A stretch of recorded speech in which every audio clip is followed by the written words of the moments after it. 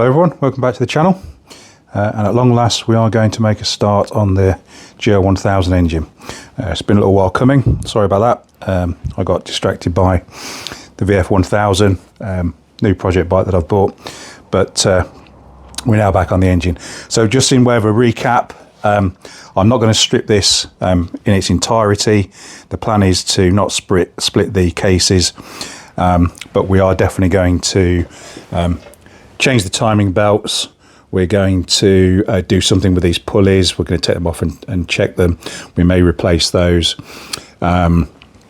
The water pump, we're going to have that out, see what that looks like. Obviously the oil filter, etc., is going to come off. We're going to have these cases off. We're going to have all the coolant pipes off. They're all going to be polished up.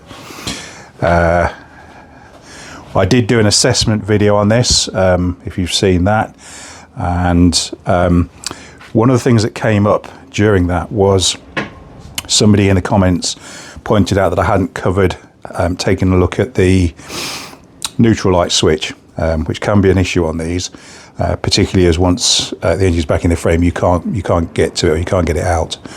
I did record that footage, but for some reason it didn't make the edit. I don't know why, but yeah, we will be definitely looking at that. And the reason we'll be doing that is because if you take a look, get the torch in there, that is covered in some horrible silicon gunk. I don't know what's happened there, whether there's been a leak and somebody's tried to seal it with silicon or something else, I don't know, but yeah, that's a bit of a mess. So yeah, we'll definitely be taking a look at that. So I think the first thing we're going to do anyway is, if you watched the last video, what we did do was we made sure that the timing was correct, and as far as we could tell, none of the belts had teeth missing. So I just wanted to get a baseline of where we were before we actually start taking things like belts off and rocker covers and all the rest of it. So yeah, timing seemed to be spot on, no issues there. Engine turns over. As you know, this engine has been seen running, if only briefly, with no exhaust on.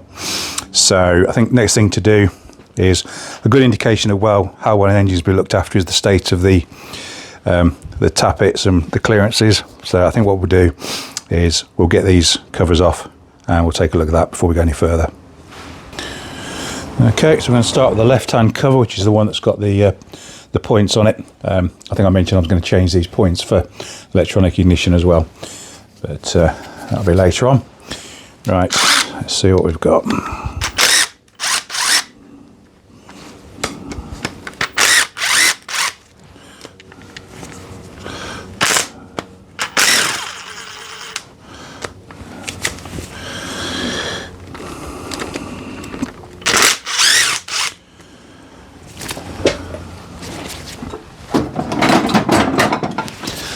Plastic mallet here. I'm just going to tap around the edge of this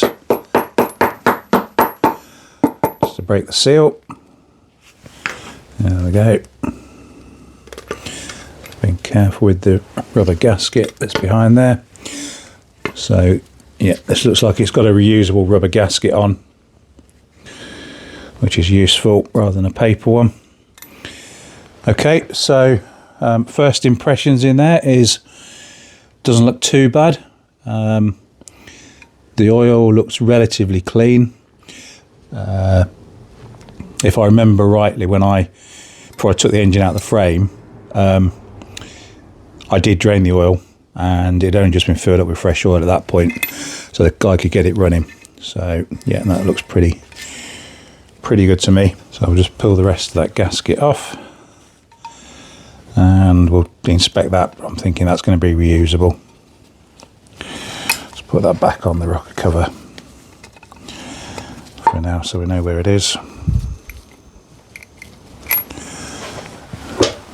So we've got a full valves 1, 2, 3, 4. So we've got a 2 exhaust, 2 inlet, and then we've got our rocker shafts here.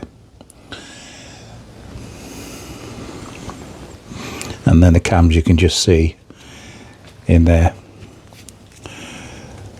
So I think probably the best thing to do as we're in here is we'll get the other side off, and then we'll actually have a go at measuring these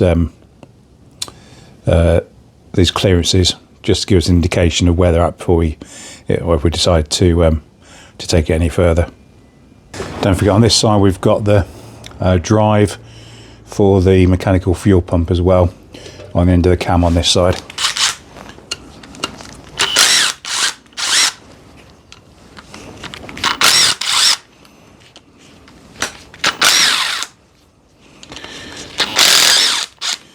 These look like chrome bolts to me, and looks like they're meant to have a chrome washer. There's a couple of them have gone rusty, so we can change those.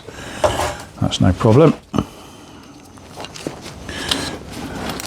These are semi-captive, in as much as there's a rubber grommet around here which goes through the case, and there's a shoulder on the end of the bolt which holds it in place. But they'll come off easy enough. Well, in fact, there you go, that one's come right out. So you can see you've got the rubber grommet. Hang on, let me get you in focus. So you've got the rubber grommet there, and the idea is that part of that sits through the hole in the rocker cover, and then that shoulder there holds that in place, stops it coming all the way out.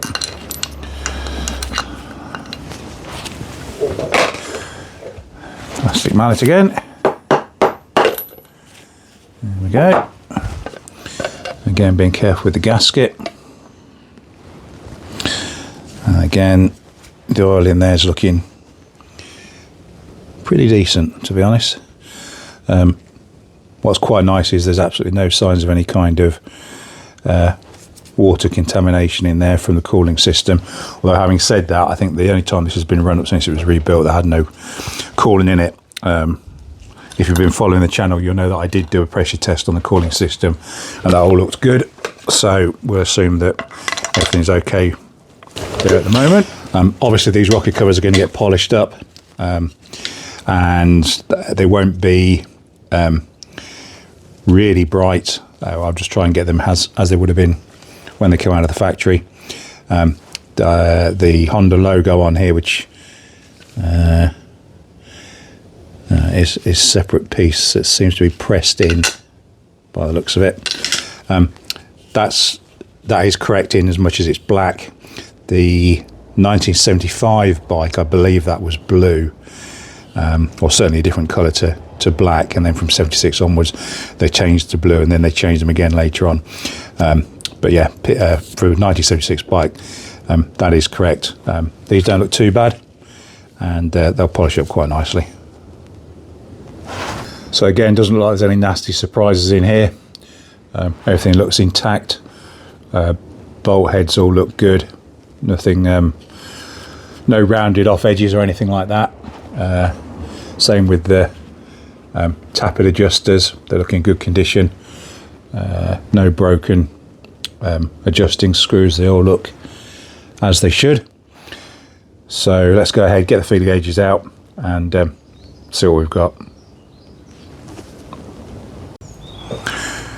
First thing to do is remove the timing mark cover, and then when they're going to use the pulley on the front of the engine to turn the engine clockwise, which is its normal direction of rotation, until the timing mark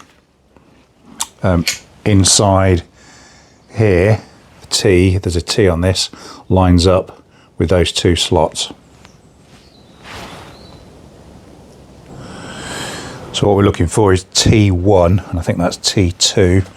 So let's just keep going and see what we get. You can also use the kickstart to turn the engine over, or in fact you could also use the, like I said, you can use the alternator shaft bolt as well, but I haven't got the alternator cover off at the moment. So, okay, right, that says 1 on it. So we want to line, there's an F mark, which I'm guessing will be fully advanced. Oops. And then if we carry on, we should get to a T. There it is. And we need to line that, or the index marks on that T with, oop, I've gone too far. So let's go back beyond where it needs to be, take any slack out of the gears, and then start to come back again clockwise, because that's the direction of rotation of the engine. So we get there. Okay, now I don't know whether that looks lined up to you on camera or not. It's certainly lined up here. It's definitely lined up, but it might not look it to you. Now I can see on the camera it perhaps doesn't look. It looks like I've gone beyond it, but actually, when I'm really right over it and looking straight down on it, in fact, actually, I think I probably need to go slightly more. Let's just do a little. Let's check that. Yeah, that's definitely spot on. I know it doesn't look it to you, but it is. You have to trust me on that one.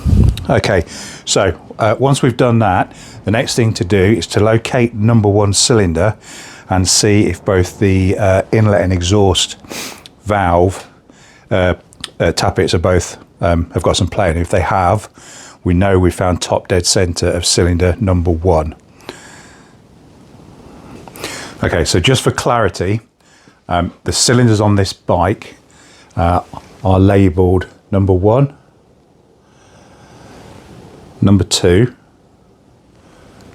number 3 and number 4. And now we've got that T1 mark lined up in there.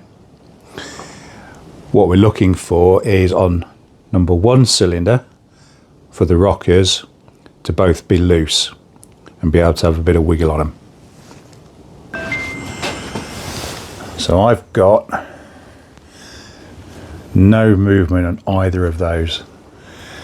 So that suggests I'm 360 degrees out, or these tappets have been adjusted incorrectly. So let's rotate 360 degrees, line that mark back up, and we'll see what happens. Right, let's go back to number 1 cylinder, see what we've got.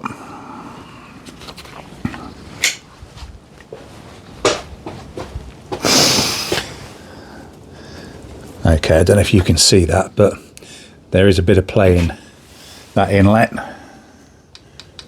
You could probably hear that one. There's a fair bit of play in that exhaust as well. Okay, so I'm confident we've now got cylinder number 1 at top dead center. So we just need to follow the instructions now in the book as to which one of these valves, which order we check these valves in. So according to the book, we're inserting a 0.1mm feeler gauge on each of the rocker and the valves, between each of the rocker and the valve stems, indicated by A in table 5. So if we go up to table 5,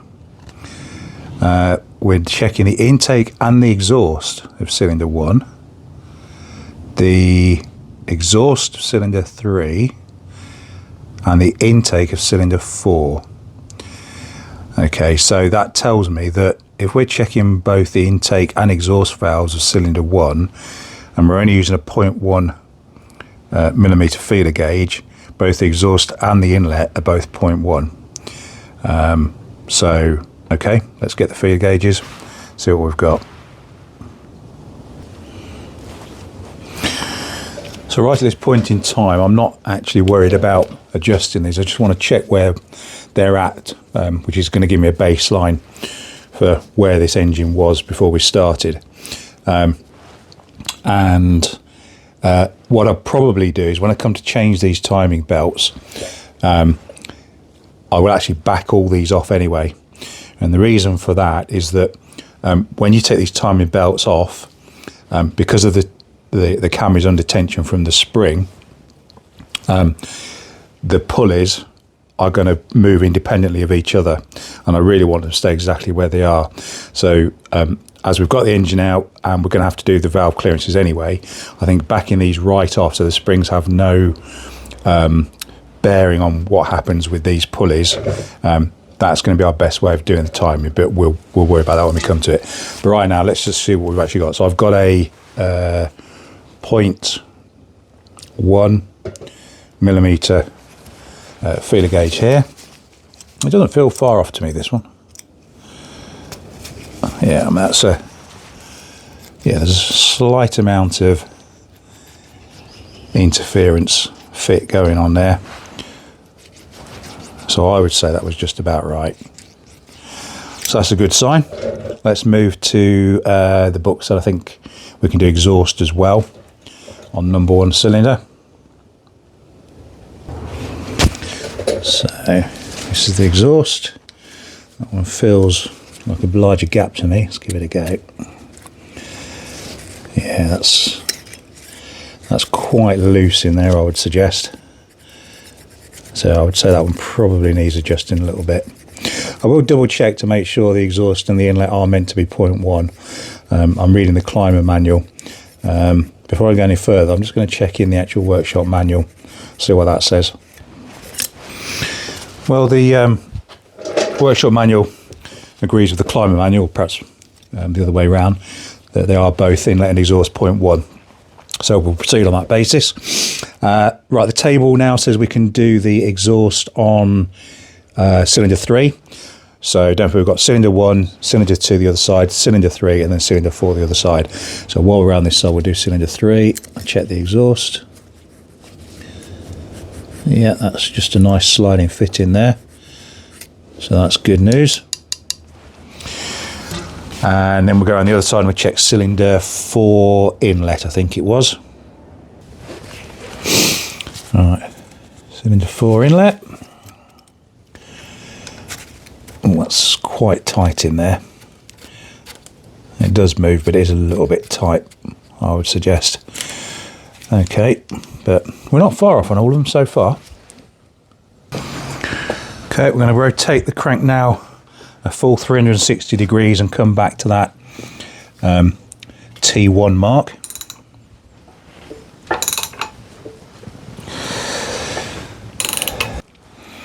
It's always worth just spending a bit of time and getting this sort of thing right. Okay, happy with that. So now we can check the inlet and outlet valves, which are marked as B in the table.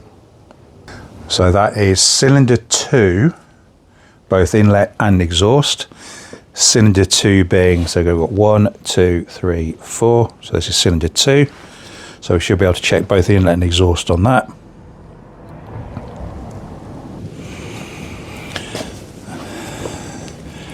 Yeah, there's a little bit of play in there. Very slight amount of resistance. Happy with that one. Let's move down to the exhaust.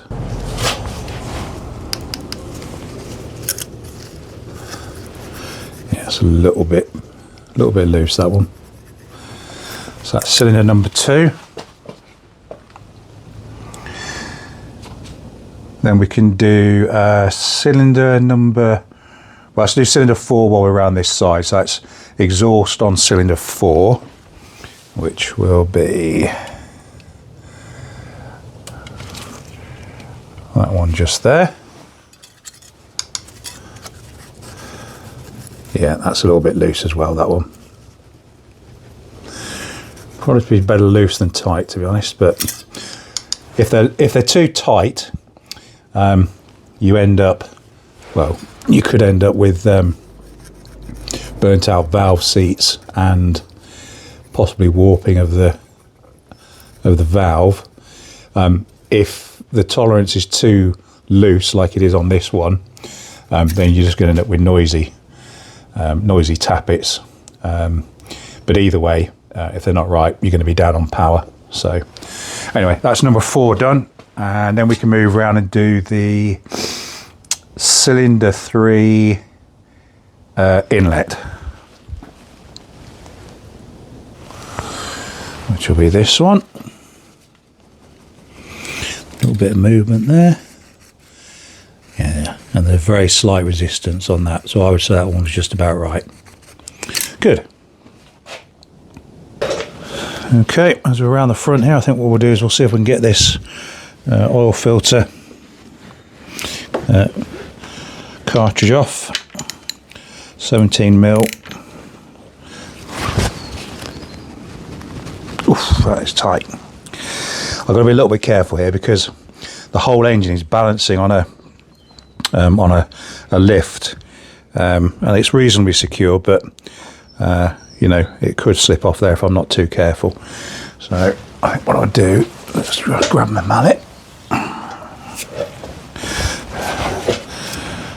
Give us a bit of gentle persuasion.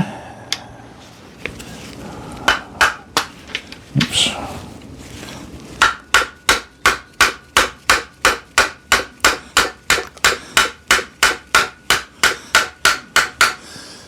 I think I can feel that moving now. Yep, there it goes. I think that was probably a fair bit tighter than it should have been.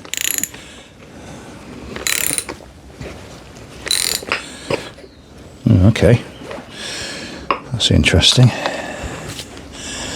Look like a locating down. Yeah, I think those two marks there, you see those on camera, yeah, that mark and that mark, I'm guessing they sit in somewhere and locate somewhere. We'll check that when we put it back together.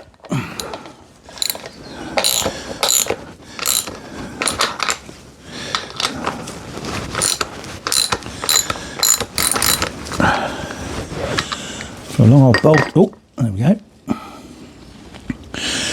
Okay, I've got a bit of drippage, but nothing too bad. And looks like we've got our cartridge filter in there. Oops, there goes my wrench. So pretty standard stuff as far as that goes. Let's take this out, see what it looks like. Yep, so normally we can just push the bolt out of these filters. There we go, got to be a little bit careful because these bolts have an O-ring on them. Sometimes they come with the filter, sometimes they don't. So just be careful, make sure that's still there. And then this should pull off.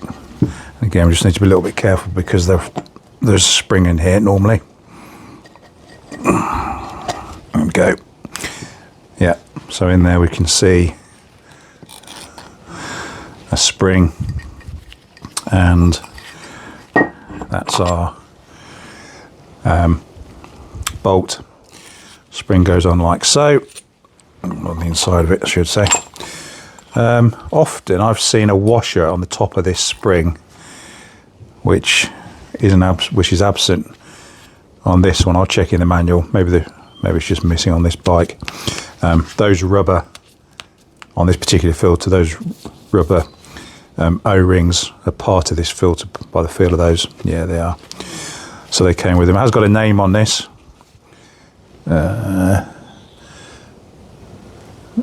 Can't read those two letters, but that's M-A-N-A, and then Filt for filter, presumably, so something filter. I can't make out those first two letters, but there's Chinese writing on there, so I'm guessing this is just a generic Chinese filter. It doesn't look very clean, to be honest. So yeah, well, I would change it anyway, but what I can't see, thankfully, is any kind of little metal deposits or anything like that, or built up on it. What I will do is I'll run this, or I'll probably just clean this with petrol and let all the stuff that comes off it settle to the bottom, and then try a magnet on it just to make sure there's no large chunks of metal in there. But looking at that, I think we're okay. I think that just needs changing. Okay, so I'll stick that back in there for now, so because it'll hold the bolt and everything in. Stick that on one side, and we'll move on. Okay, let's turn our attention to the water pump. Like I say, it looks quite rusty inside. I'm just intrigued to take this cover off and see what we've got. So 4 10mm bolts holding this on. 1, 2, 3, 4. That larger one there is a drain, and then these two, which I'm assuming aren't standard, they've got Allen heads bolts in there. That just takes this the front cover off that holds the hose on. So I'm going to take the whole lot off, and that's what we've got. I'm assuming there's going to be an impeller in here.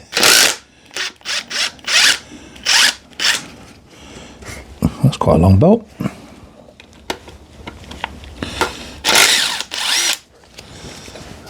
That's interesting. That's a much shorter bolt. I don't think it's broken off. No. Grab a Tupperware. Let's put these bolts in. That's 1, 2. Third one around here.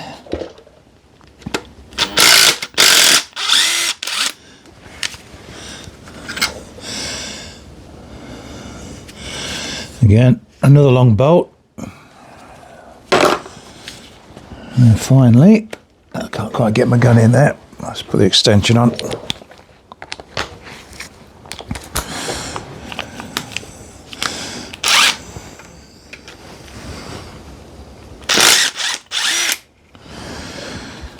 Okay, so 2 short bolts, 2 long bolts, and looking in the manual, that is correct. There should be 2 long ones and 2 short ones. So that's not somebody who's just put short bolts in when they shouldn't do. They are meant to be short. Okay, then if I can grab my mallet.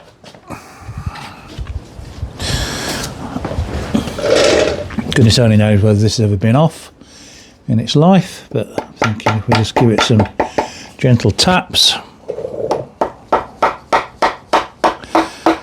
Oh, right, we've definitely got water coming out. That's for sure. Oops. Yeah. Okay.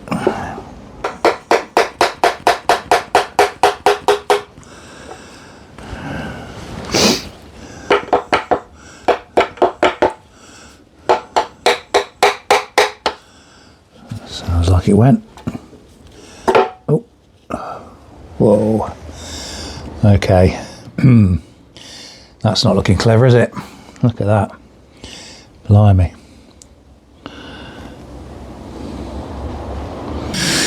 Right, well, on the plus side, if I crank the engine over, the impeller is turning nice and freely. So that's one good thing. But yeah, that's a bit of a mess in there. So I think what we might be needing to do on the coolant front is flushing this all out, trying to get rid of all of that when we rebuild it, and take that from there. Right, okay, moving on. Well, actually, after the initial shock of seeing what that looked like when the cover came off, I've got a rag in there and cleaned it all up. And the impeller itself is in perfect condition. There's no problem with that. And all around the outside of it is actually all cleaned up really well. Doesn't really seem to be any major corrosion. There was clearly surface rust. But yeah, I'm thinking that's not as bad as it could have been. So we'll see what happens when we get to the rest of the cooling system anyway. Right then, so I've swung it around and we're looking at the back of the engine now, and we're looking at our clutch. So we've got clutch cable coming in down here, clutch actuator arm that'll go onto the lifter inside, and there's a spring on there, like a return spring I suppose that is. There's one bolt there, and there's a hole there. I think those two are going to be for holding the cover on. When I got this bike, this is how it came. So I haven't done anything to this. I haven't taken any cover off here, but there's obviously a cover up. I know where the cover is. I've already painted it up. But anyway, so yeah. So I think the first thing you need to do is get this cable out.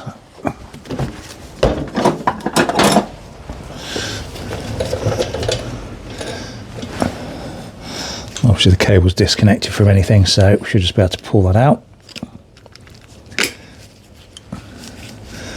Famous last words.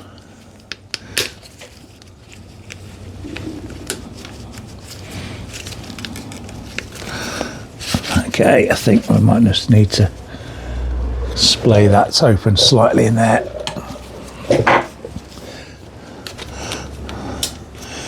It's possible that when this cable was put in, this was just pinched up to hold the cable in place to make sure it didn't come out. Let's Let's try that again. There we go. Yeah. So I think, hopefully you can see that, but I think what they've probably done, let me just zoom in a bit.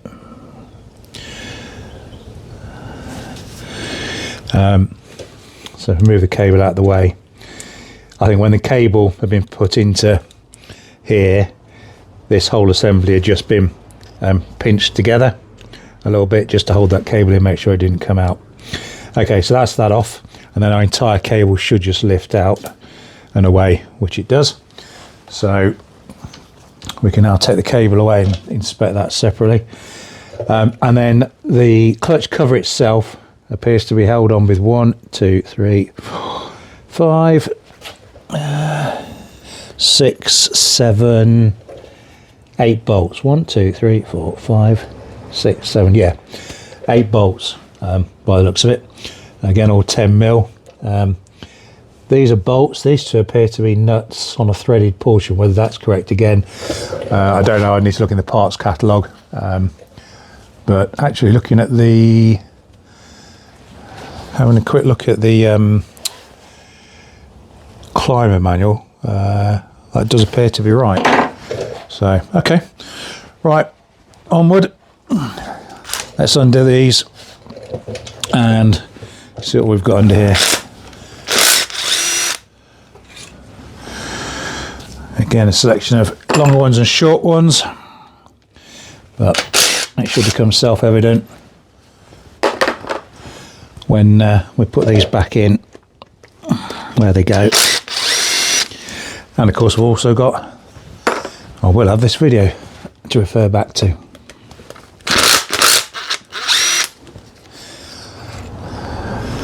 There's always the fear using one of these guns to do this, that it will snap a bolt, but I don't suppose there's any more chance of doing it with one of these than there is with any other method. Alright, so that's just a bolt, just a nut on there, and same on this one.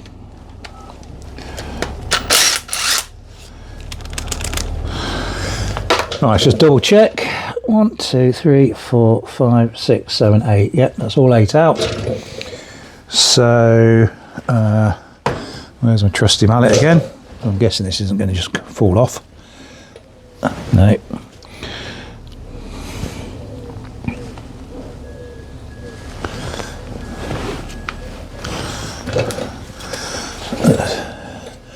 Give it a little bit of a bash. Try and loosen it. Oh, there we go. That didn't take much. And then carefully, in case there's anything loose, pull that off. Okay.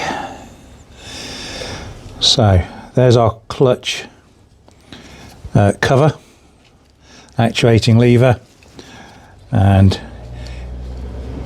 you can see what happens. Or it's difficult to show you, but basically what's happening is as I move that lever, this is moving up and down, which is actuating the clutch. There's some interesting looking ball bearings in there. I need to look at the manual to find out what's going on with those, but yeah, that's pretty much what I was expecting to find in there.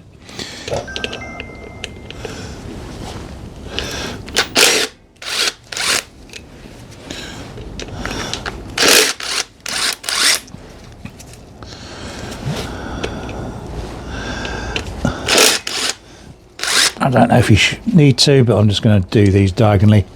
Just seems to be the right thing to do.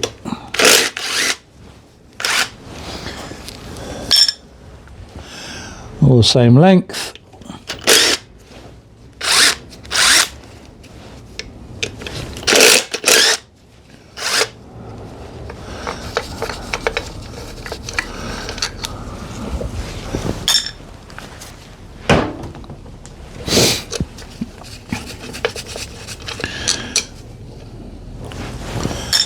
And then our clutch lifter plate comes out. Okay, so that's pretty straightforward. And then we've got our clutch springs, which are held in place with the screws that went through these plates. So they can all now come out.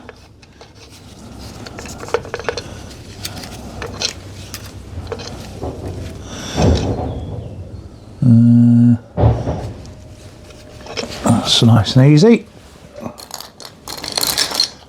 So nothing unusual yet.